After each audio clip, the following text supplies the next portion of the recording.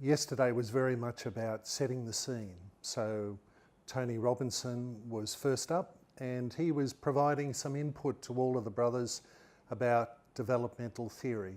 So what does it mean to be a human being in the 21st century? Because that's a fundamental issue in terms of us thinking about formation into the future.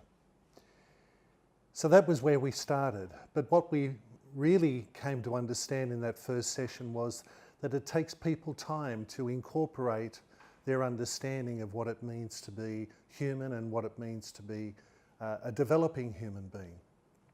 So we had to stop, partly because there are cultural differences in the room, quite significant cultural differences, and we therefore needed to stop and allow people to integrate their understanding. So the rest of the morning was very much on what are you hearing, what are you understanding, and what is the impact of this on our primary question, that is formation for the apostolic life into the 21st century.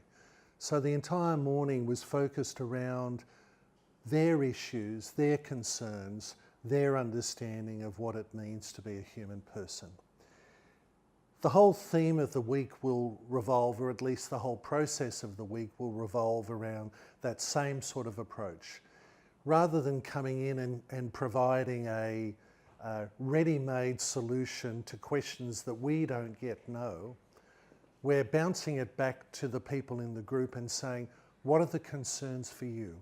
What are the issues for you? What is formation for the apostolic life in the Redemptorist order in the 21st century look like in your part of the world? So we spent a lot of time yesterday afternoon driving that question through asking a subset question or another question, which was, what are the burning questions for you? What are the things that most perplex you? What are the most significant issues that you need to delve into during this week? So the entire afternoon was spent focusing on that in groups, and then them trying individually first and then in groups, trying to refine down the questions. Last night, a couple of us spent a fair bit of the night trying to understand and collate what those issues are and what those burning questions are.